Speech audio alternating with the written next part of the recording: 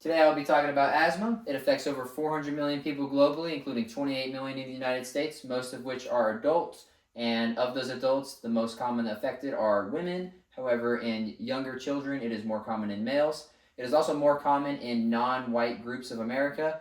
However, the Latino population is less affected in America, but if we were to go outside the continental United States, they would be more affected. And this is a chronic obstructive lung disease. That means exhalation is more difficult. And this is caused by a narrowing of the lumen as a result of inflammation in the mucosa. And this comes from overactive smooth muscle in the lungs. And this is what a normal airway would look like right here. An asthmatic airway, and then very restricted here during the attack. There's going to be two types of asthma. You have your intrinsic and then your extrinsic. And signs and symptoms are very similar between the two. Wheezing is the biggest one. That's going to be the raspy sounding breath. It's usually listened to with a stethoscope at the doctor's office. Shortness of breath or tightness in the chest, persistent cough. The differentiating factors between the two would be the triggers. For extrinsic, it's going to be allergy or environment. And for intrinsic, it's going to be your emotional response or exercise induced.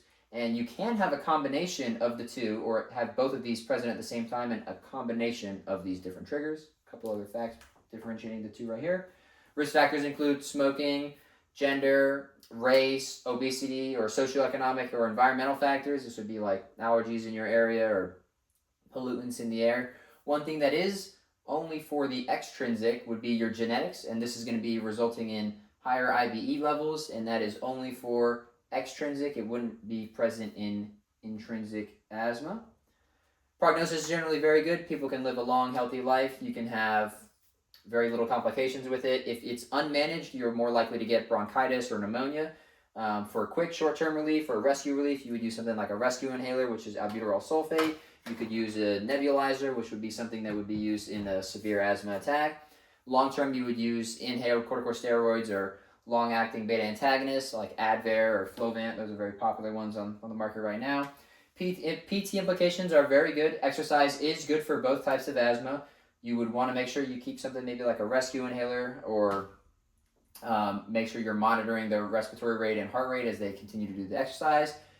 If signs and symptoms become severe, you would want to cease and stop exercise. Over time, tolerance can be built. However, if tolerance is not built and they have consistent inflammation of signs in PT, you might want to refer them out to a pulmonologist or an allergist if as needed. So overall, asthma is a chronic obstructive lung disease, and it affects men and women, and it's more prevalent in non-white communities. Exercise is good and can help it, and the prognosis is generally very good as long as it's well managed.